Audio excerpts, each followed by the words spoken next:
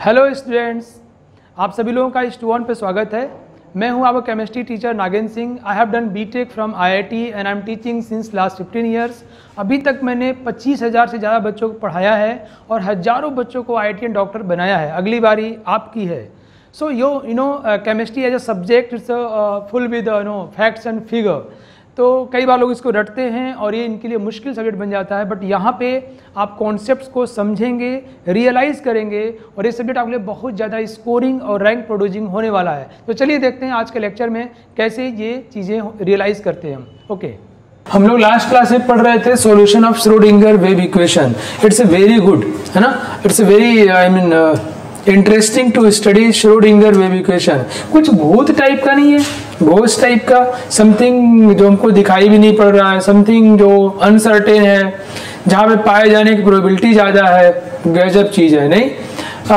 ऐसा सपोज करो कि आपके पीछे कैमरा लगा दिया जाए। बहुत ध्यान समझना, मेरी कहानी सुनो।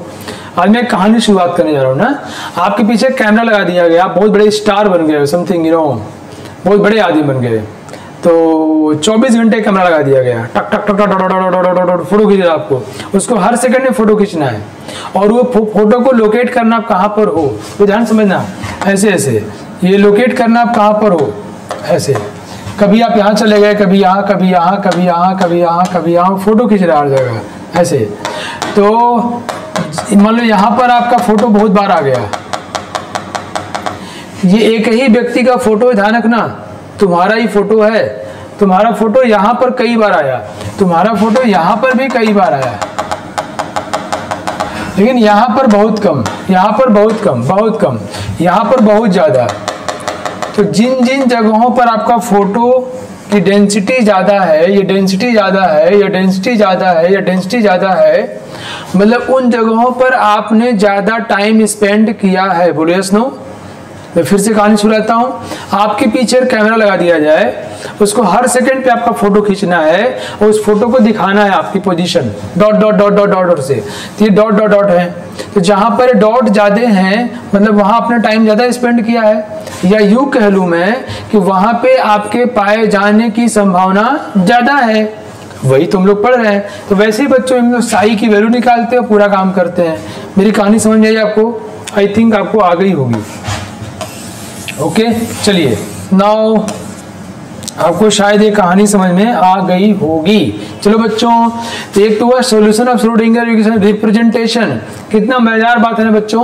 अगर ऐसे कोई है ना, कोई हमारे यहाँ पर कोई है, तो जो वर्टिकल एंगल बनाता है ना, उसको बोलते हैं थीटा।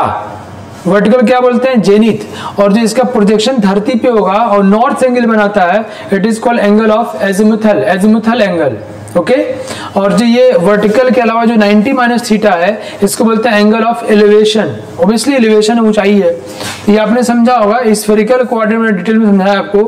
रेडियल वेव फंक्शन, मैंने कहा जो साई है, साई उसको हम लोग दो तरीकों से डिवाइड कर सकते हैं, रेडियल वेव फंक्शन और angular wave function. Radial wave function n और l पे डिपेंड करता है और ये जो है m और l पे डिपेंड करता है। Yes no. ये उसके रेडियल वेरिएशन में दिखाता है कि विद रेडियस, रेडियस के साथ वो कैसे वेरी कर रहा है, एंगल के साथ नहीं। और ये उसके एंगुलर वेरिएशन में दिखाता है थीटा और फाई के साथ कैसे वेरी कर रहा है।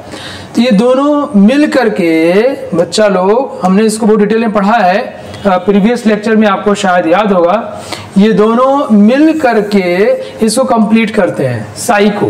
ओके, बट हम इसको सेपरेटली अध्ययन करते हैं क्योंकि एक साथ करने पर ये होंच पोंच हो जाएगा, ये कॉम्प्लेक्स हो जाएगा। तो हम लोग क्या पढ़ते हैं शुरू में? रेडियल वेव फंक्शन और ग्राफ सीखते हैं। चलिए क्वेश्चन ट्राई करिए आप, चेक योर मेमोरी बच्चों। अभी जो पढ़ा है उसके बिहाफ पे, principal azimuthal and magnetic quantum numbers are respectively related to. ये सवाल एग्जाम में पूछा जा चुका है। ओके, सो आप जानते हैं मैं सारे सवाल वही देता हूं। तो principal azimuthal and magnetic quantum numbers are respectively related to. तो प्रिंसिपल क्वांटम नंबर मतलब n, एजिमुथल मीन्स l, इसको एंगुलर ही बोलते हैं हम लोग, मैग्नेटिक मीन्स m। ये बच्चों साइज बताता है। ओके और ये शेप बताता है, शेप वो कैसा दिखाई पड़ेगा, और ये बातें कैसे निकल के आती हैं मैं आपको धीरे धीरे एक्सप्लेन कर दूंगा।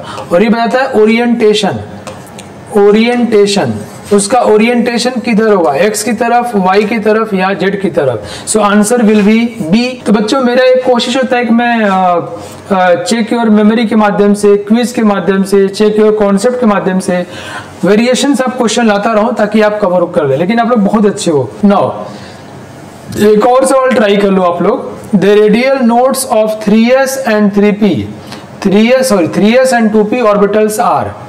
कितने रेडियल नोड्स होंगे 3s एंड 2p ऑर्बिटल्स में? बच्चों हमारे पास फॉर्मूला है number of radial nodes is equal to, and we have the formula is equal to n minus l minus 1। So for 3s के लिए n is equal to 3 and l is equal to 0 and minus 1। Yes, s के लिए l कितना होता है 0, so it will be equal to 2। And for 2p n is equal to 2, l के लिए minus 1 and minus 1 is equal to 0। So answer will be 2 and 0। चलिए मैं कुछ बातें आपसे और भी कर लेता हूं, ये तो समझ में आ गया हम लोगों को, है ना? आप लोग बिल्कुल बहुत ही जबरदस्त, बहुत ही अच्छे विद्यार्थी हो। बच्चों ध्यान समझो, मैं आज आपको वीडियो दिखाऊंगा रेडियल नोड का मतलब क्या है। मैंने आपसे कहा ना कि जैसे मान लो किसी कोई आप बहुत ही बड़े आदमी बन गए, बहुत बड़े, लेकिन मेरे तो बच्चे ही रहोगे ना आप लोग, मुझे मत भूलना भाई, ऐसा मत करना, ठीक है? बच्चे ही तुम्हारे असली ताकत हैं। तो आपके पीछे कैमरा लगा दिया और आपका हमेशा फोटो लिया जा रहा है, फोटो आपका लिया जा रहा है। ओके, मान लो ये घर है आपका, है ये फोटो आपका लिया जा रहा है बच्चों। ओके, ये घर है आपका, ये घर है।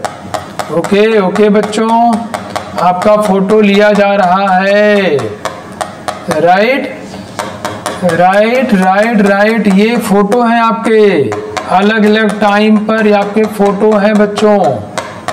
ये आपकी पोजीशन है कि आप यहाँ यहाँ यहाँ यहाँ रहे हो, कैमरा वाला बता रहा है। ओके नाउ बहुत ध्यान समझना है आप, बहुत गौर से समझना है आप। अब देखो ये न्यूक्लियस से इतने दूरी पर और इसके बाद इतने दूरी पर, ओके बहुत ध्यान समझना। इसके बीच में, हाँ इसके बीच में कहीं कोई डॉट दिखाई नहीं पड़ रहा है। ओके, इसके बीच में कोई डॉट दिखाई नहीं पड़ रहा है, मतलब यहाँ पर साई की वैल्यू क्या हो गई 0, मतलब मॉड साई स्क्वायर क्या हो गया 0, मतलब क्या हो गया प्रोबेबिलिटी ऑफ फाइंडिंग इलेक्ट्रॉन क्या हो गया 0, मतलब आपके पाए जाने की संभावना इसके में क्या हो गया 0 हो गया। यहाँ पर आप नहीं पाए जा रहे हो, बोलो बच्चों यस नो। इसको हम लोग बोलते हैं रेडियल नोड। क्या बोलते हैं? Radial node. क्यों? सारी दिशाओं में रेडियस की एक पर्टिकुलर वैल्यू से वहां पे इलेक्ट्रॉन के पाए जाने की संभावना क्या हो गई 0।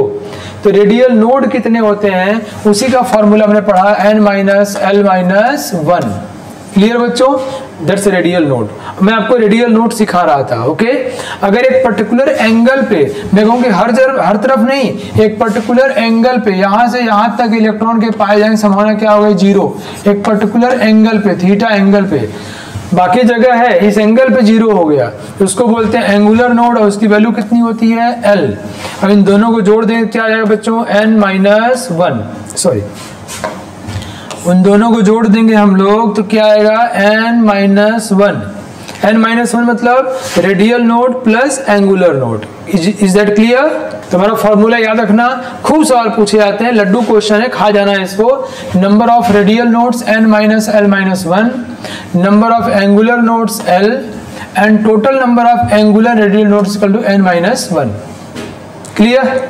ठीक है, आपको याद हो गया होगा। चलिए हम लोग ग्राफ देखते हैं आज। ये ग्राफ कहां से आए? फिर वही बात, श्रोडिंगर वेव इक्वेशन को सॉल्व किया गया, श्रोडिंगर वेव इक्वेशन को सॉल्व किया गया तो साई की वैल्यू निकली। ये साई की जो वैल्यू होती है एक किसी टाइम पर एक जगह नहीं होता है, है ना, मैंने कहा था ना वेव, जब एक जगह देखते हो तो यार सुपर पोजिशन ऑफ वेव देख रहे हो ना बच्चों, इट्स अ वेव फंक्शन बच्चों, इट्स अ वेव फंक्शन। और ये जो है रेडियल और एंगुलर दोनों होता है, ओके। लेकिन हम लोग अभी सिर्फ इंटरेस्टेड है किसमें, रेडियल में इंटरेस्टेड है, तो हम एंगुलर वाले को नहीं देखेंगे। मतलब जब हम रेडियल देख रहे हैं तो सिर्फ हमको बता रहा है कि न्यूक्लियस से दूरी पर क्या इंपैक्ट पड़ रहा है, न्यूक्लियस से अलग अलग डिस्टेंस पर इलेक्ट्रॉन के पाए जाने से, ये साई की वैल्यू, तो साई की जगह आप आर देखोगे तो R is just the function of radius, okay. अच्छा, मैं नोड की बात आपसे कर रहा था, तो क्या न्यूक्लियस में इलेक्ट्रॉन होता है क्या बच्चों, नो। तो nucleus is a node, nucleus एक नोड है, इसमें इलेक्ट्रॉन के पाए जाने की संभावना कितनी है बच्चों, 0। इसके अंदर साई की वैल्यू क्या आएगी, 0। तो इस ग्राफ में कहा दिखाते हैं, न्यूक्लियस इतना छोटा होता है, इतना छोटा होता है, इस ग्राफ में हम उसको दिखा नहीं पाते हैं। Is that clear to you?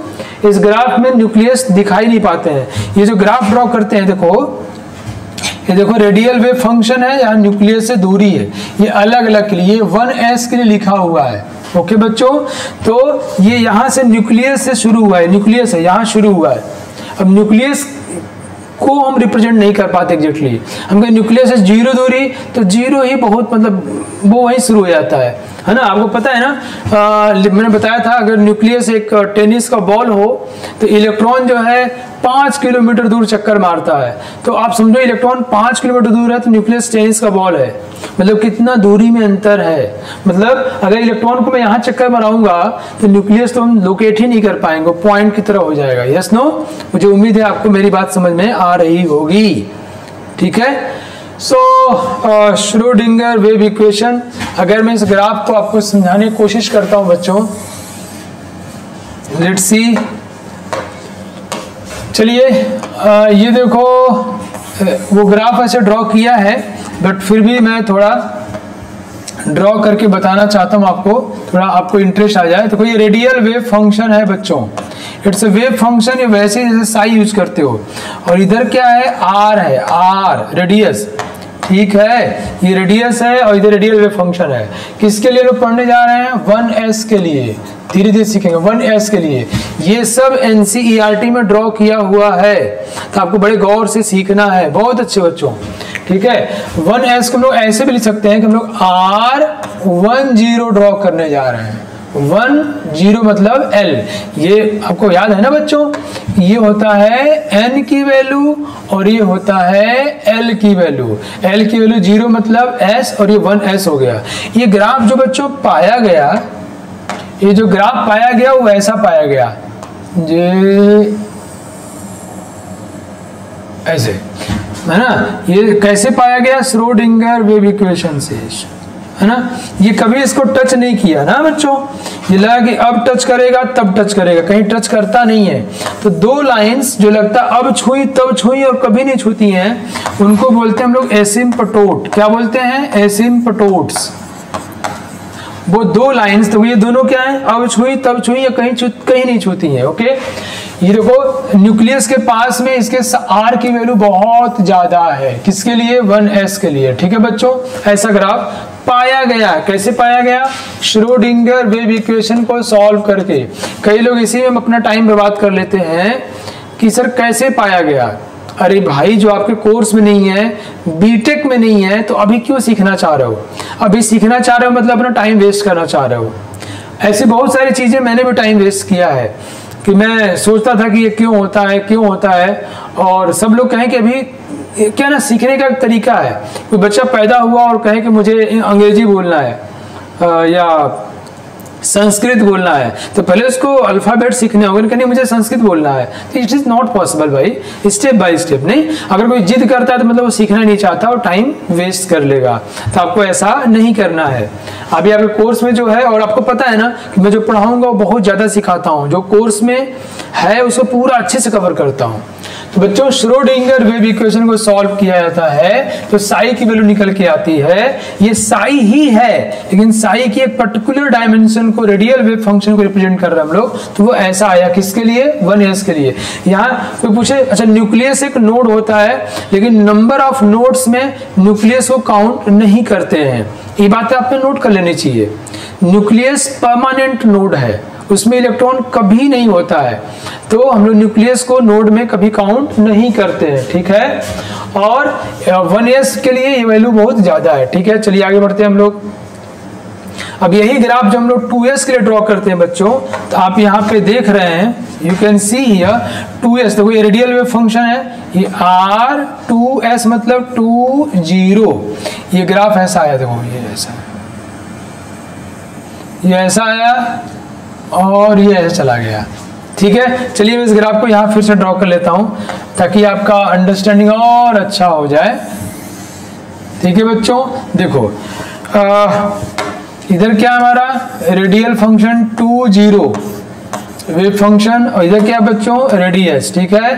चलिए ग्राफ ड्रॉ करते हैं, कम ऑन। देखो भाई ये न्यूक्लियस के पास में बहुत ज्यादा है, एस शुरुआत ऐसे ही करता है और ऐसे हुआ और ऐसे, ओहो पूरा ही गायब हो गया तो चलो भाई फिर से कर लेते हैं, ठीक है। देखिए अब इसको ड्रॉ किया जाए तो न्यूक्लियस के पास में बहुत ज्यादा फिर ये घटा घटा घटा घटा और ऐसे हो जाता है, कभी मर्ज नहीं करते। ध्यान समझो आप, बहुत गौर समझो, ऊपर वैल्यू क्या होती है प्लस, नीचे क्या होता है माइनस। ये प्लस मैंने कहा था ना साई की वैल्यू प्लस माइनस सब हो सकता है, तो कोई प्लस है और माइनस है, ये सिर्फ और सिर्फ वेव फंक्शन है, मैंने आपको ग्राफ में भी दिखाया था। ओके ओके बच्चों, ये ग्राफ में भी मैंने आपको दिखाया था, राइट। ये प्लस है और ये क्या है माइनस है, राइट। लेकिन ये जो साई की वैल्यू निकल के आई है, आर निकल के आया है, ये जो है ना उसके कोई फिजिकल मीनिंग को नहीं देता है, बट उससे हम लोग फिजिकल मीनिंग निकाल सकते हैं जो मैंने पढ़ाया है। एक बात सब लोग नोट कर लो सब लोग ध्यान से कि एस का ग्राफ यहां से शुरू होता है, यहां से शुरू होता है, न्यूक्लियस के पास में बहुत ज्यादा होता है, एस के लिए यहां शुरू होगा, क्योंकि बाकी पी डी एफ और वैसे ही आगे बढ़ा के जी भी लोग सोचते हैं, हाँ कहते हैं एल की वैल्यू कहते हैं इसके लिए कितना होगा, एल की वैल्यू इसके लिए 1, इसके लिए 2, इसके लिए 3, इसके लिए 4। ओके, तो बाकी सबके लिए ग्राफ जो होता है, ध्यान समझो लोग, एस के लिए ग्राफ यहां शुरू होता है न्यूक्लियस के पास में, यहां से, बाकी सबके लिए, इन सबके लिए न्यूक्लियस के पास में यहां शुरू होता है, यहां से 0 से, मतलब शुरुआत यहां से होगी। ध्यान देने वाली बातें हैं तो आप इसको नोट कर लो, पी डी एफ जी सबका ग्राफ शुरुआत यहां से होता है, एस का ग्राफ शुरुआत ऊपर से होता है, ठीक है। कौन से के लिए, आर के लिए, ठीक। चलिए अब देखो जैसे ये 2p ग्राफ आ गया तो आप 2p वाले में देख सकते हो बच्चों, ये देखो रेडियल वेव फंक्शन 2p है, मतलब 2p मतलब 1, और इधर रेडियल वेव फंक्शन हमारा आ गया। ये ग्राफ देखो कैसे बना हुआ है, समझ में आ रहा है बच्चों। तो ये ऐसे शुरू हुआ और ये ऐसे, ठीक। तो ये 0 शुरू हुआ, इट्स अ डिफरेंस, और ये वैल्यू पहले बढ़ी है और फिर घटने लगी है, लेकिन ये उसका कोई फिजिकल मीनिंग नहीं देता। जैसे मैं कहूँ कि मेरी पोजीशन -40 है, मेरी पोजीशन +400 है, मैं कहूँ कि मेरा पोजीशन जो है +400 है, फिर कहूँ मेरी पोजीशन -40 है, तो क्या ये ज्यादा है ये कम है? नहीं यार, ये पोजीशन बता रहा है, पोजीशन को ज्यादा कम से कोई मतलब नहीं होता है, वो मैग्नीट्यूड कोई फिजिकल मीनिंग नहीं देता है। उसी तरह से साई की वैल्यू है, ठीक है बच्चों। ओके, अगर हम लोग कंट्रोल नहीं करेंगे, फालतू चीजों को रोकेंगे नहीं, डेविएट हो जाएंगे, तो इतना सारा पढ़ना है कि कुछ और पढ़ोगे तो कवर ही नहीं हो पाएगा, और वो बड़ी बड़ी चुनौती है। एक मेरा स्टूडेंट था, स्टूडेंट तो हमेशा ही रहेगा, अभी पढ़ नहीं रहा है, उससे अच्छा बच्चा था, बट पता है वो उल क्वेश्चन पूछता था और उसको बहुत समझाया हमने, नहीं माना, और पता है वो एग्जाम में अच्छा नहीं कर पाया, और वो बाद में मुझसे मिलने आया, बहुत सॉरी बोला कि सर गलती हो गई हमने, और उससे जो कम परफॉर्मर बच्चे थे वो फॉलो किए और IIT फोड़ दिए, बहुत दुखित हुआ वो। फिर आके वो पूरा माफी मांगा, सर मैं ऐसा नहीं करूंगा। लेकिन जो नेचर होता है ना बच्चों, टेम्परामेंट होता है, वही रह जाता है। तो आप लोग प्लीज मेरी बात समझो, वही करना है, वही पढ़ना है जो आपके कोर्स में है, जो सिलेबस में है, और वो इतना अच्छे से डिजाइन किया गया है कि आपके अंदर साइंटिफिक टेम्परामेंट लेके चलाएगा। मैं एज ए टीचर, मुझे जो भी लगता है एक्सपेंशन करने को, आगे बढ़ाने को, मैं कर देता हूँ। आप पढ़ के देखो, जो बता रहा हूँ इतना डिटेल में कहाँ मिलता है सब, ठीक है। चलिए, तो मैंने कहा कि अगर मेरी पोजीशन, मेरे एक्स की वैल्यू +400 है या -40 है, तो कहोगे सर ये ज्यादा है, ये कम है। नहीं, ये सिर्फ पोजीशन बता रहा है भाई, ज्यादा कम नहीं। वैसे ये सिर्फ पोजीशन बता रहा है। ओके बच्चों, हाँ चलो next, graph radial wave function का। फिर देखो, ये जो ग्राफ मैंने निकाला है बच्चों, ये एग्जैक्ट ऐसे ही ग्राफ एनसीईआरटी में दिया हुआ था, तो आपके बड़े काम का है, किया गया है। देखो सी, ये 1s ग्राफ है, मतलब इधर क्या है R10, इधर क्या है बच्चों रेडियस है, न्यूक्लियस दूरी है। ये ऐसे ग्राफ चला है, ठीक है। आपको तो पता ही है कि क्या पता है आपको, क्या पता है आपको कि R जो है, किसने बोला था इसको, इसको मैक्स बोर्न साहब ने कहा था। मैक्स बोर्न, नाम नोट कर लेना आपको, मैक्स बोर्न साहब ने कहा था, जो कि जर्मनी के रहने वाले थे, जर्मन थे ये, फिजिक्स के विद्वान थे। इन्होंने कहा था कि आर का कोई मतलब नहीं है, हमारे बच्चे जान चुके हैं, आर का कोई मतलब नहीं है। क्या मतलब किसका है, कि मॉड आर स्क्वायर का मतलब है। इसको बोला प्रोबेबिलिटी डेंसिटी। तो इसको किसने बोला था, मैक्स बोर्न साहब ने कहा था। अब सोचो कितने लोग मिलकर काम करते हैं। तो मैक्स बोर्न साहब जो जर्मनी के फिजिक्स के विद्वान थे, उन्होंने कहा था कि आर स्क्वायर या मॉड साई स्क्वायर काम का है, साई काम का नहीं है। क्लियर। तो अब आओ स्क्वायर करते हैं, तो यहाँ आर स्क्वायर कर दिया। स्क्वायर करने में क्या होता है बच्चों, स्क्वायर करने में क्या क्या ध्यान रखना होता है, जो निगेटिव होता है वो पॉजिटिव बन जाता है, नहीं, जो जितना छोटा होगा स्क्वायर करने पर उतना ही बड़ा हो जाएगा। तो स्क्वायर करने पर स्पीड बढ़ जाता है, मतलब बहुत तेजी से घटेगा, बहुत तेजी से बढ़ेगा। स्क्वायर करना इज लाइक एक्सेलरेट करना या ब्रेक लगाना, बहुत तेजी से बढ़ना है, बहुत तेजी से घटना है। ठीक है बच्चों, तो चलिए क्या मतलब हुआ इसका, देखो अगर हमने इसको स्क्वायर कर दिया, देखो 2 है वो क्या बन गया 4। ओके है ना, बहुत तेजी से बढ़ना, उतनी ही दूरी में देखो, ये देखो ध्यान समझो, ये 5 लिखा है, यहाँ क्या लिखा है 2 लिखा है ना। 2 पर देखो वो आधा से कम था, तो उसका स्क्वायर करोगे तो और जब जो कम क्वांटिटी होगी, मतलब आधा का स्क्वायर क्या हो जाएगा 1/4 ना। तो जो छोटी क्वांटिटी होगी उसका स्क्वायर और छोटा होता है, और जो बड़ी क्वांटिटी 2 होगी उसका स्क्वायर कितना हो जाएगा 4 हो जाएगा। यू कैन सी बच्चों, देखो यहाँ 2 है, यहाँ क्या पहुंच गया 4, यहाँ 2 पे देखो, ये देखो यहाँ 2 पे ही चला गया है इतना, ये 5 तक इतना आया है, 2 पे चला गया। तो मैं आपको क्या बताना चाहता हूं कि ये नोट कर लिया होगा आपने, मैक्स बोर्न साहब ने सब कहा। ओके चलिए, तो मैंने आपको क्या बोला बच्चों कि स्क्वायर करने पर जो स्लोप होता है बहुत तेजी से यूं कर लेता है, बहुत तेजी से, मतलब ऐसे स्लोप सिंपल आ रहा है ना, स्क्वायर करो तो ऐसे ही भाग जाएगा, बहुत तेजी से घटेगा, बहुत तेजी से बढ़ेगा। ओके आप देख सकते हो। तो ये आर स्क्वायर क्या बता रहा है बच्चों, it is probability density, probability density, probability का घनत्व बता रहा है, प्रोबेबिलिटी बाय वॉल्यूम। ओके, किसने बोला था, मैक्स बोर्न साहब ने कहा था। ठीक है चलिए नेक्स्ट, ये देखो आर, ये एग्जैक्टली एनसीईआरटी में ऐसे ग्राफ दिया हुआ है जिसको मैं आपसे डिस्कस कर रहा हूं। ठीक है चलिए, तो बच्चों ये 2s है, 2s मतलब R20, 2s है ये हमारा ग्राफ, ये R की वैल्यू हो गई। देखो ये जो मेरा 0 है वो कहां पर है, C 0 देखो यहां पर है,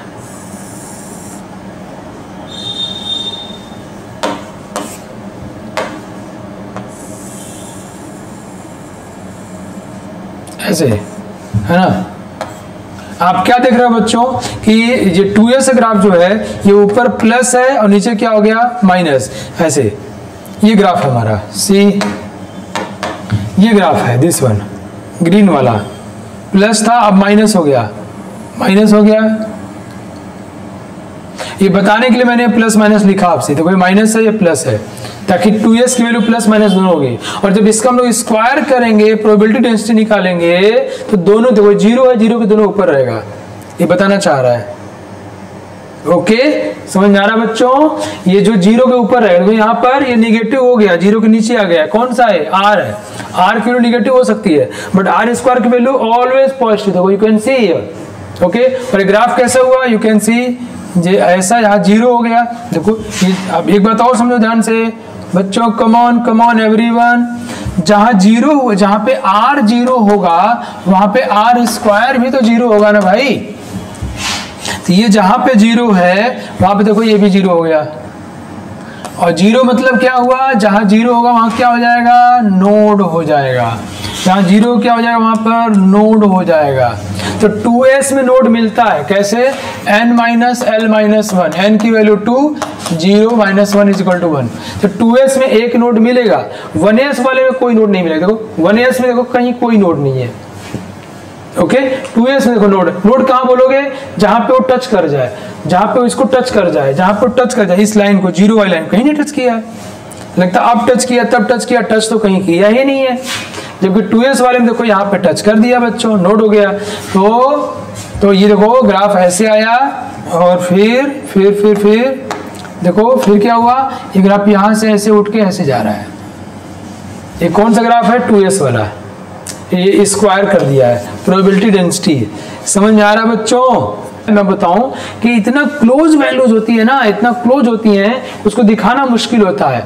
तो आपको ऐसा लग रहा है टच हो रहा है, बट टच नहीं हो रहा है। वो डिफरेंस इतना कम है, उसको हम लोकेट नहीं कर सकते हैं। मतलब इस ग्राफ में वो लोकेट करने के लिए ग्राफ जो जानते हो कितना, 4 किलोमीटर बनाना पड़ेगा, तो उस वैल्यू पर हम लेके आ पाएंगे। राइट, बहुत छोटे रेंज में है।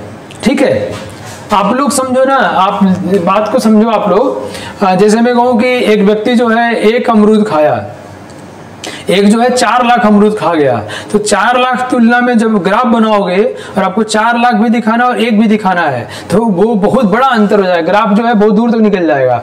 जब 1 दिखाओगे तो 4 लाख दिखाई नहीं पाओगे, और 4 लाख दिखाओगे तो 1 नहीं दिखा पाओगे। बात समझ आ रही क्या?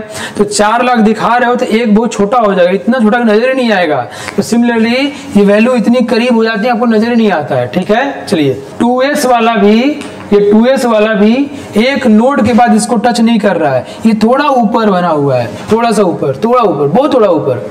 उसको महसूस नहीं कर सकते, उसको हम लिख नहीं सकते, उसको रिप्रेजेंट नहीं कर सकते, बट आपको समझना पड़ेगा थोड़ा ऊपर बना हुआ है, टच नहीं कर रहा है। आपको लग रहा है टच कर रहा है, पर टच नहीं कर रहा, थोड़ा ऊपर बना हुआ है। अंतर बहुत कम है ना। मैंने कहा एक आदमी 4 लाख अमरूद खा गया, एक 4 खा गया। अब 4 और 4 लाख कैसे दिखाओगे आप एक साथ? जब 4 लाख दिखाओगे 4 गायब हो जाएगा, और 4 दिखाओ 4 लाख बहुत ऊपर निकल जाएगा। समझ गए होगे आप लोग ना? ओके, नेक्स्ट बच्चों, ये वो 2p ग्राफ है।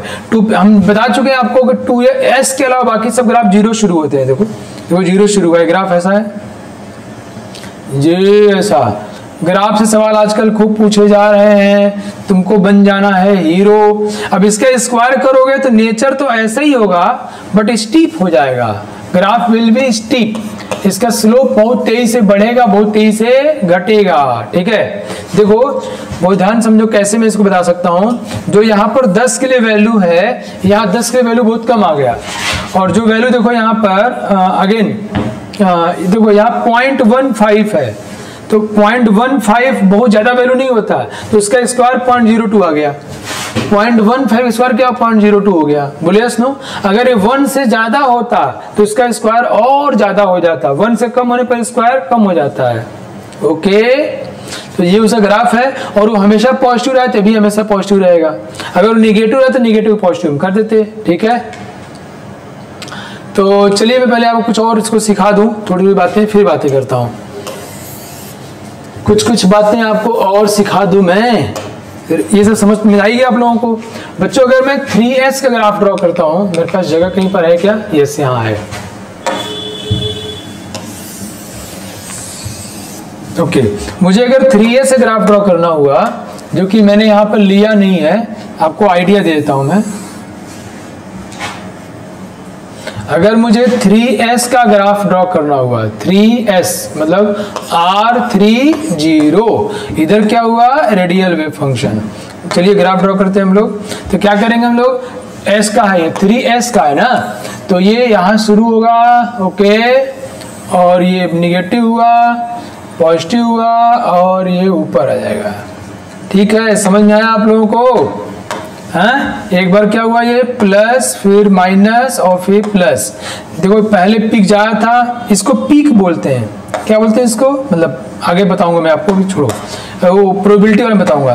देखो तो ये जो ऊंचाई है ना बच्चों, ये ज्यादा होगी और यहाँ कम हो जाएगी, ये कम हो जाएगा, ऐसे होगा। ठीक है, अगर 2s रहा होता तो ये इसमें कितने नोड होंगे, ये 2 नोड हो गए, 2 नोड्स। लेकिन 2s वाले में सिर्फ 1 नोड था, वो यहाँ से यहाँ चला गया था, याद है आपको? इसमें 2 नोड्स हो जाएंगे, ये नोड्स हो गए। नोड कहाँ होते हैं, जहां r की वैल्यू क्या होगी, 0। किसकी बात कर रहे हैं, 3s की। नोड निकाल लो, n minus l minus 1 is equal to 2, ये 2 नोड हो गए। अब इसको स्क्वायर करते हो बच्चों, चलिए मैं इसको हटा देता हूं। अब इसको अगर हम लोग स्क्वायर करते हैं, लेट्स सी, अगर इसको स्क्वायर करेंगे हम लोग तो बहुत, ये जहां 0 वहां तो 0 ही रहेगा, जहां 0 वहां तो 0 ही रहेगा, तो ये बहुत तेजी से घटेगा। फिर ये वैल्यू क्या होगी बच्चों, ज्यादा होगी, ये वैल्यू क्या होगी, कम होगी। अब सब पॉजिटिव आ गया, निगेटिव होगा ही नहीं। ये स्क्वायर के लिए हो गया, ग्रीन वाला, समझ में आ रहा है? ये ग्रीन वाला किसके लिए हो गया, स्क्वायर के लिए हो गया, r स्क्वायर 30। इसमें हमेशा पॉजिटिव रहेगा, स्क्वायर कर दिए शुरू में ऐसे, फिर बड़ा और फिर छोटा हो जाए। क्यों, बड़ी वैल्यू बड़ा हो जाए स्क्वायर। श्रोडिंगर वेव इक्वेशन का सोल्यूशन वैसा आया है, उसको हम लोग एक्सेप्ट कर रहे हैं। फिर आप पीछे जाओ, क्वांटम इक्वेशन ऐसे इक्वेशन होते हैं जिसको हम रियलाइज नहीं कर सकते, महसूस नहीं कर सकते, मैथमेटिकली इसको डराइव कर सकते हैं। ठीक है, चलिए ये मैंने क्या बताया, 3s के लिए ग्राफ बनाया r का और r स्क्वायर का। ठीक, चलिए एक और बात समझाता हूं आपको मैं। ग्राफ ड्रॉ करते रहो मेरे साथ में, ग्राफ से खूब सवाल पूछे जाते हैं। मैं तुम्हें हीरो बनाना चाहता हूं कि तुम्हारे लिए सवाल लड्डू बन जाए, कि हमको तो पता है। अब मुझे ड्रॉ करना है बच्चों, मैंने क्या क्या ड्रॉ कर दिया, r का ग्राफ ड्रॉ कर दिया और r स्क्वायर का, मतलब वेव फंक्शन का और प्रोबेबिलिटी डेंसिटी का। अब मैं प्रोबेबिलिटी ग्राफ ड्रॉ करने जा रहा हूं, किसका, प्रोबेबिलिटी ग्राफ ड्रॉ करने जा रहा हूं। और ये ड्रॉ करने के पहले मुझे कुछ बताना पड़ेगा आपको भी। चलो आज हम लोग यही सीखने वाले हैं पूरे टाइम में, और सीख लेंगे तो मजा आ जाएगा। तो प्रोबेबिलिटी, अब सपोज करो बच्चों, जैसा मैंने बताया था आपसे, क्योंकि मैं रेडियल वेव फंक्शन की बात कर रहा हूं, मैं रेडियस की भाषा में बात करूंगा। तो न्यूक्लियस से कोई r दूरी पर है, न्यूक्लियस है r दूरी पर, और r दूरी पर चारों तरफ क्या बन गया, ये स्फीयर।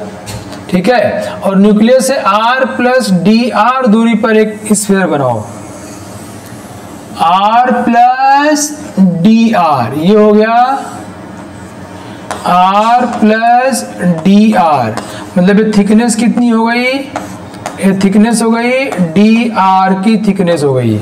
ओके, ठीक है। अब इसमें इलेक्ट्रॉन के पाए जाने की प्रोबेबिलिटी की बात कर रहे हैं हम लोग। इसमें ही क्यों बात कर रहे हैं बच्चों,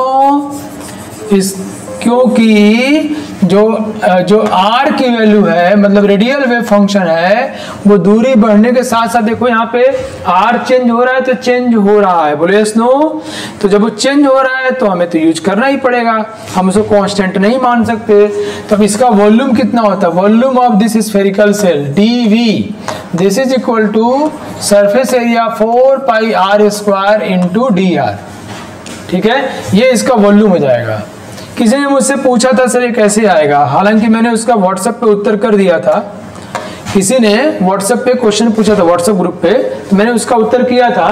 उसका ये कहना सर इसका वॉल्यूम कैसे निकालोगे आप। मान ली इसका वॉल्यूम हुआ dv इज इक्वल टू, पहले आप इसका ऊपर वाले का वॉल्यूम निकाल दीजिए और फिर नीचे घटा दीजिए, आ जाएगा। पहले आप ऊपर वाले का वॉल्यूम निकाल लीजिए और नीचे वाले घटा दीजिए तो आ जाएगा। बिल्कुल सही बात है। तो ऊपर का वॉल्यूम क्या होगा, 4/3 पाई r क्यूब, r मतलब r plus dr cube, minus 4/3 पाई r क्यूब। ये घटा दो, और घटाना ध्यान रखना कि dr is very small value, बहुत ही छोटी वैल्यू है। तो dr square and dr cube ये कंसीडर नहीं करना है, ये टेंस टू 0 मान लो, खत्म, यही टेंस टू 0 होता है यार। तो इसका तो स्क्वायर तो पैथेटिक होगा, ये जब करोगे आप तो इसकी वैल्यू इतनी आ जाएगी, करके देख लेना। स्क्वायर और क्यूब को 0 मान लेना, ठीक है, तो ये आ जाएगा dv। ठीक है बच्चों, चलिए मैं बातें डिस्कस करते रहता हूँ, आप लोग जो डाउट आते हैं ना तो वो मुझे समझाते हैं कि बच्चों को प्रॉब्लम क्या हो रही है। ठीक है बच्चों, चलिए नेक्स्ट। तो मामला कहाँ आया कि इसमें हमको निकालना प्रोबेबिलिटी, हमने r निकाल लिया, प्रोबेबिलिटी डेंसिटी निकाल लिया, अब प्रोबेबिलिटी ऑफ फाइंडिंग निकालना है। तो इसमें इलेक्ट्रॉन के पाए जाने की प्रोबेबिलिटी, मैं डीपी क्यों लिख रहा हूँ, इस छोटे से वॉल्यूम में निकाल रहा हूँ ना, तो is equal to probability density is equal to probability density into volume D V, ये हो जाएगा। ये कितना है, is equal to probability density क्या होगा, आर स्क्वायर आर, ये प्रोबेबिलिटी डेंसिटी है। किसने बोला, मैक्स बोर्न साहब ने बोला। ओके बच्चों, चलिए आर स्क्वायर इंटू डीवी, और डीवी क्या हुआ 4 pi are square D R, ये हुआ। तो R square into 4 pi are square D R, ये डीवी है, ये हुआ हमारा dv और ये हुआ हमारा प्रोबेबिलिटी डेंसिटी। इन दोनों को हम मल्टीप्लाई करें क्या आ जाएगा, probability finding electron. So dp will be equal to R square into 4 pi are square D R. Now बच्चों बहुत ध्यान समझना, इसमें ये जो है आर बदलने पर बदल जाता है, 4 पाई आर स्क्वायर बदल जाएगा, मतलब आर, ये तो कांस्टेंट रहेगा ना, डी आर तो वेरी स्मॉल है, तो चाहे यहाँ वेरी स्मॉल लो, चाहे यहाँ वेरी स्मॉल हो, चाहे यहाँ वेरी स्मॉल लो। तो इसलिए प्रोबेबिलिटी ऑफ फाइंडिंग इलेक्ट्रॉन का जो नेचर होता है वो इस पर डिपेंड करता है। हम इसको मान लेते हैं कि कांस्टेंट सारी जगह पे है। ओके, तो है ना, ये वैसे वैल्यू कितना होगा, वैल्यू इतना होगा R square into 4 pi are square D R. ये क्या है, प्रोबेबिलिटी डेंसिटी इंटू वॉल्यूम, ये वॉल्यूम है बच्चों dv। तो ये आर स्क्वायर 4 पाई आर, ये क्या है प्रोबेबिलिटी डेंसिटी, और ये क्या है dv।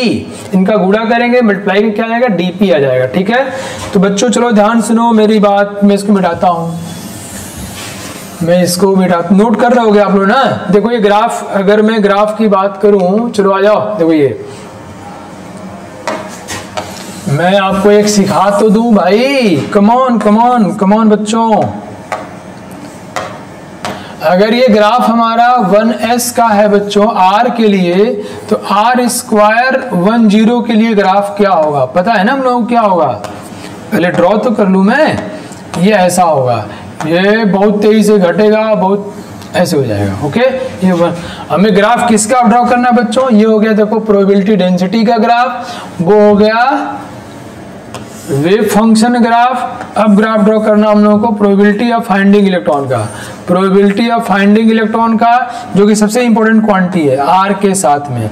नाउ आपको ये पता होना चाहिए कि probability of finding electron is equal to R square, वो 10 इंटू 4 पाई आर स्क्वायर।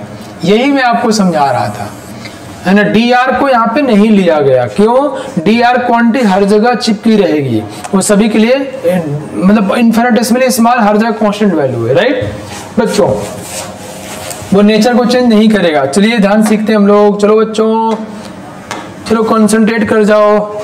सी देखो, so r square into 4 pi are square, तो क्या है बच्चों, जहां पर आर 0 होगा, है ना, जहां पर r 0 होगा वहां पे r square 10 into 4 pi r square तो 0 हो ही जाएगा ना, है पक्का हो जाएगा। तो या तो ये 0 हो, ये या ये 0 हो, तो 0 ही आएगा।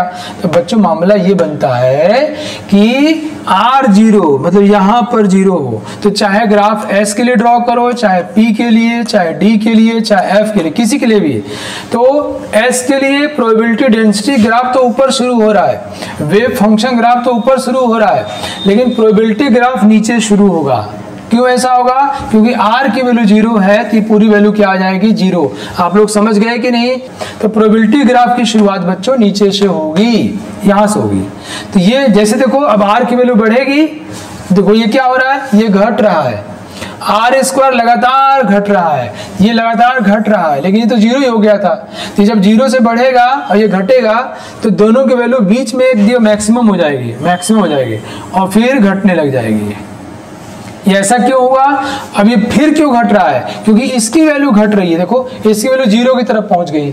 जब आर स्क्वायर जीरो की तरफ पहुंचेगा तब भी तो वैल्यू जीरो की तरफ पहुंचेगी, और जब आर जीरो होगा तब तो जीरो होगी, तो बीच में कहीं मैक्सिमम हो जाएगा। मेरी बात समझ में आई क्या?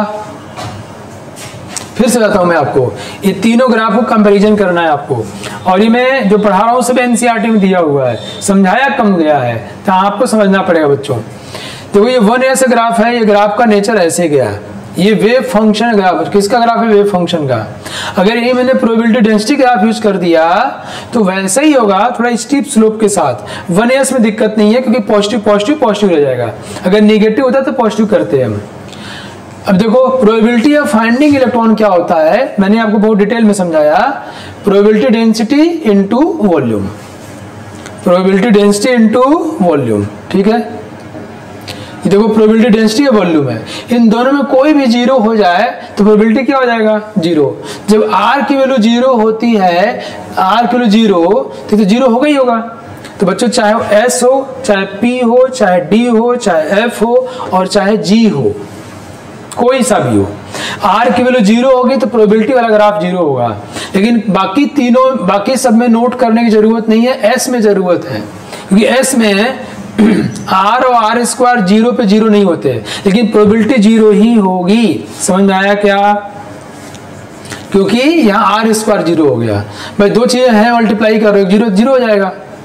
दूसरी बात, अब देखो ये आर स्क्वायर कंटिन्यूसली घट रहा है और आर तो बढ़ ही रहा है, तो अभी जब घटते घटते जीरो की तरफ पहुंचेगा आर स्क्वायर तो फिर जीरो हो जाएगा। कौन? Probability density. तो शुरू में ये बीच में कहीं बढ़ेगा और फिर घटना शुरू हो जाएगा। तो ये पहले जीरो है और फिर जीरो की तरफ पहुंचेगा। पहले जीरो क्यों है? आर की वजह से, आर जीरो है। बाद में जीरो की तरफ क्यों गया? क्योंकि आर स्क्वायर जीरो होने लग गया, तो बीच में कहीं मैक्सिमम होगा। मुझे उम्मीद है आपको बात समझ में आ गई होगी। ओके, तो पहले जीरो और बाद में जीरो जा रहा है, ऐसा हुआ। ठीक है बच्चों, चलिए अब मैं 2s की बात कर लेता हूं। मैं अब प्रोबेबिलिटी डेंसिटी की बात कर रहा हूं आपसे। चलो 2s पे आते हैं हम लोग। दिस वन इज 2s, ये है 2s। अब आपको जल्दी समझ में आ जाएगा, अब आपको जल्दी जल्दी समझ में आ जाएगा क्योंकि हम लोग बातें एक बार कर चुके हैं। चलो बच्चों, ये ग्राफ ड्रॉ कर दिया हमने, किसके लिए? 2s के लिए। तो भाई ये अब हम क्या करने वाले हैं? आर स्क्वायर 20 प्रोबेबिलिटी डेंसिटी, और इधर डेफिनेटली आर है। हमको, हम लोग तो पता ही है बच्चों, क्या पता है? इसमें एक नोड मिलेगा यहाँ पर, है ना, यहाँ पर जहाँ पर ये जीरो है वहाँ पर ये भी जीरो होगा, और जहाँ पर निगेटिव वहाँ पॉजिटिव हो जाएगा। देखो बहुत तेजी से ऐसे आ जाओ भाई, बहुत देर घटेगा, यहाँ आएगा जीरो और फिर बढ़ेगा और फिर ऐसे हो जाएगा। ठीक है, कौन है ये? 2s है। अब इसके प्रोबेबिलिटी ग्राफ ड्रॉ करो बच्चों। अब इसके हम लोग प्रोबेबिलिटी ग्राफ ड्रॉ करते हैं। लेट्स सी, हम लोग क्या करेंगे? ये एक्सिस बना लिए, यहाँ हमने क्या लिखा बच्चों? प्रोबेबिलिटी। अब प्रोबेबिलिटी ना लिख करके मैं ऐसा लिख सकता हूँ 4 pi are square into r square. समझ जाओगे आप लोग? 20, है ना, पक्का समझ जाओगे, मुझे भरोसा है आपके ऊपर। ये हो गया आर। अब ग्राफ अगर ड्रॉ किया जाए बच्चों, तो जहां देखो, जहां पे आर जीरो है वहां तो पक्का जीरो होगा, बोलो यस नो। जहां पे आर जीरो है वहां तो पक्का जीरो होगा ही होगा। फिर जहां पे देखो ये क्या है? जहां पे आर स्क्वायर जीरो, इन दोनों में कोई भी जीरो होगा अगर, तो ये क्या है? प्रोबेबिलिटी जीरो हो जाएगा। कौन सा प्रोबेबिलिटी? Finding electron. तो देखो यहाँ जीरो होगा और यहाँ जीरो होगा, ये वाला पॉइंट है। तो शुरू कर दो। अच्छा, ये ऊपर से नहीं शुरू होगा, नीचे शुरू होगा, जीरो। अच्छा, इसमें क्या होता है बच्चों? ध्यान समझो, 4 पाई आर स्क्वायर, ये वाला। तो जैसे दूरी बढ़ती है ना, तो आर स्क्वायर बहुत तेजी से बढ़ता है, आर स्क्वायर बहुत तेजी से बढ़ता है। तो ये जो वैल्यू है शुरू में ऐसे रहेगा, ओके, है ना, शुरू में ऐसे रहेगा। और जैसे यहाँ देखो, यहाँ क्या हुआ? इस केस में क्या हुआ, हमने स्क्वायर किया बच्चों तो ये घटने लगा था, याद है आपको, ये शुरू में ज्यादा बढ़ा और फिर छोटा बढ़ा और फिर ऐसे घटने लगा था, मैंने आपको बताया था इसके पहले टॉपिक में। यहाँ पे क्या होगा, ये बढ़ने लगेगा, क्यों, क्योंकि आर स्क्वायर बढ़ रहा है, आर स्क्वायर बढ़ रहा है। कोई सर यहाँ तो आर स्क्वायर है ही नहीं, ये तो कैपिटल आर स्क्वायर, स्मॉल तो आर तो यूज ही नहीं हुआ, इसमें यूज हो रहा है, तो पहले छोटा होगा और फिर बड़ा होगा, ये बड़ा होगा, और ये मजाक नहीं चल रहा है, ये हम लोग इलेक्ट्रॉन की बातें कर रहे हैं, भूत की, जो दिखाई नहीं पड़ता, मतलब इलेक्ट्रॉन के पाए जाने की प्रोबेबिलिटी किसी दूसरे इधर ज्यादा नहीं होगा, इधर ज्यादा होगा, ये प्रोबेबिलिटी ऑफ फाइंडिंग इलेक्ट्रॉन। समझ में आ रहा है बच्चों, ये क्यों ज्यादा हुआ, क्योंकि आर बढ़ गया ना, आर इंक्रीजेस, आर इंक्रीज कर गया ना, तो ये 4 pi are square into r square है। तो भैया ये अंतर ये है कि 2s के लिए आर का ग्राफ, आर स्क्वायर का ग्राफ तो 0 पर ऊपर शुरू होता है, लेकिन प्रोबेबिलिटी ग्राफ जो है यहीं शुरू होगा, क्योंकि यहाँ पे आर की वैल्यू 0 होती है और आर बढ़ने के साथ साथ अगला वाला बढ़ने लगता है। ठीक है, चलिए अब आप देखिए probability distribution curve, probability graph देखिए आप, है ना। देखो ये ग्राफ मैंने आपके लिए लेके आया हूं ताकि आपको समझ में आए बातें। प्रोबेबिलिटी ग्राफ देखो क्या लिखा है, 4 pi are square into r square, किसके लिए, 1s के लिए, देखो ऐसा नेचर। 2s के लिए देखो शुरू में नीचे और फिर ऊपर, जो मैंने बताया था आपको भी, जस्ट बताया था ना, 2s ग्राफ ऐसा होगा, शुरू में नीचे और फिर ऊपर जाके ऐसे जाएगा।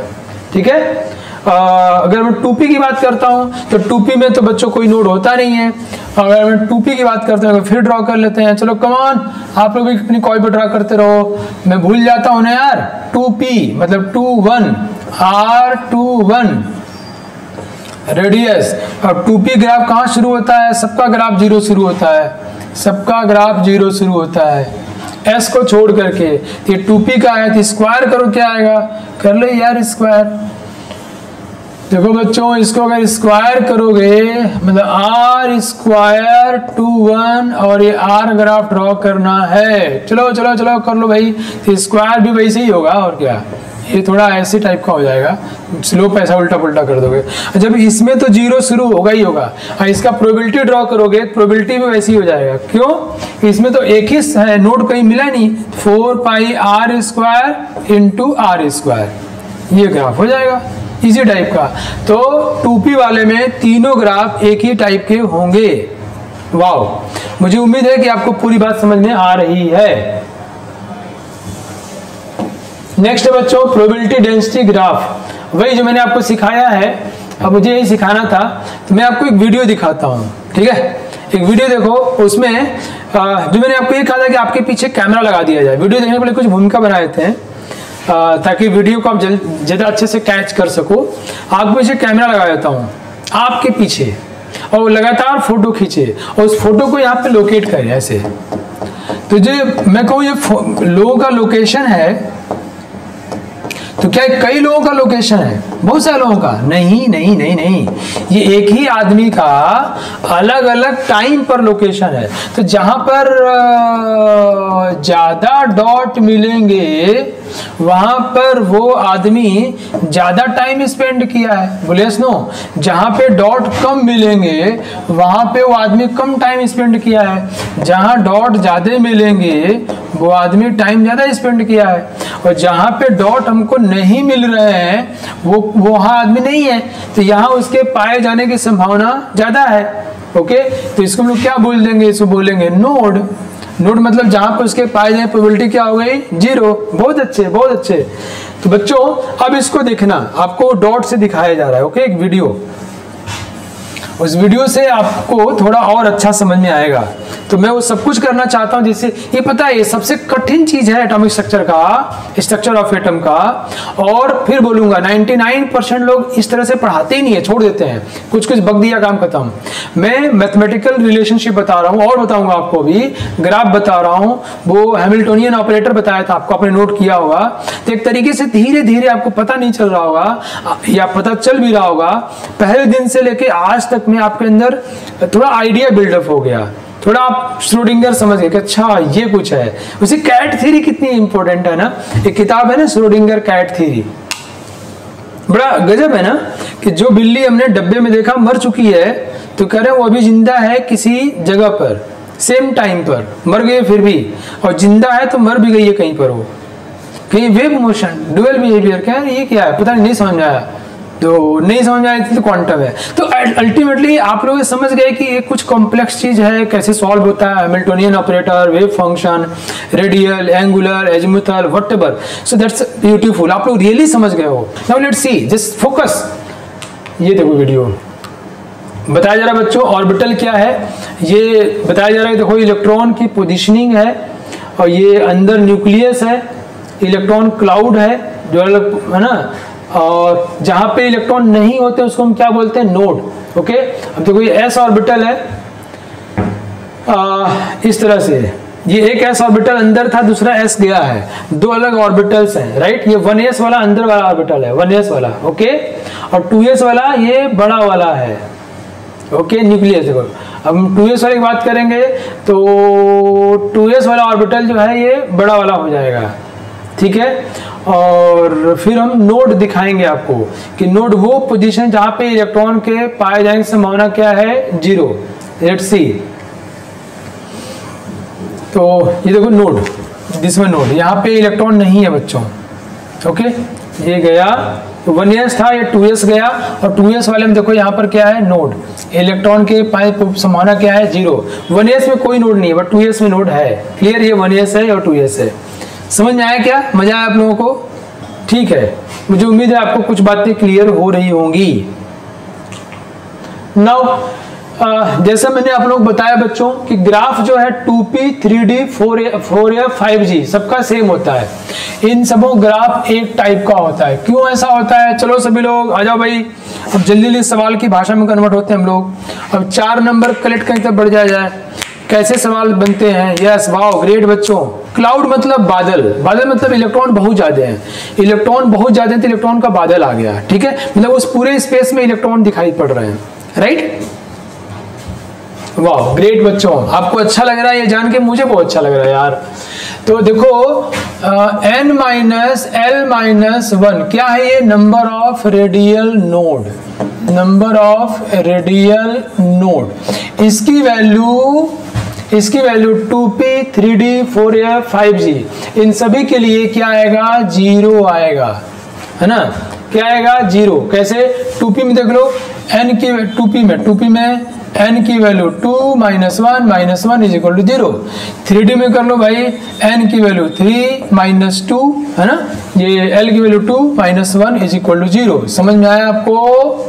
समझ में आया बच्चों? तो इन सभी के लिए कोई नोड नहीं होगा, और इन सभी की शुरुआत कहां से होती है? 0 से। तो इन सभी का नेचर, तो तुम ये कह सकते हो कि सभी का पहला वाला, s छोड़ दो, p का पहला, p 1p होता ही नहीं है। 1p होता है क्या बच्चों? नहीं होता। क्यों नहीं होता? क्योंकि n की जो भी वैल्यू होती है, l की वैल्यू हमेशा n-1 तक होती है। l की वैल्यू 0 से लेके n- तक होती है ना। तो अगर n की वैल्यू 1 होगा बच्चों, n की वैल्यू 1, तो l की वैल्यू क्या हो सकती है? 0। l की वैल्यू 0 से लेके n-1 तक होती है, टिल अप टू n-1। तो अगर n की वैल्यू 1 है तो क्या हो जाएगा? 0, और 0 मतलब s, मतलब 1s ही संभव है, 1p नॉट पॉसिबल। तो जो सबसे पहला है 2p पॉसिबल है, 3d पॉसिबल है, 4f, these are the first orbitals of in their categories. तो उनका सभी का नेचर एक टाइप का होगा, उनमें कोई नोड नहीं होगा, वो सभी ऐसे दिखाई पड़ेंगे। तो similar nature, radial node is equal to 0। Clear? तो मुझे उम्मीद है आपको आज का लेक्चर समझ में आ गया होगा, और फिर मैं आपको पढ़ाता हूँ नेक्स्ट क्लास में।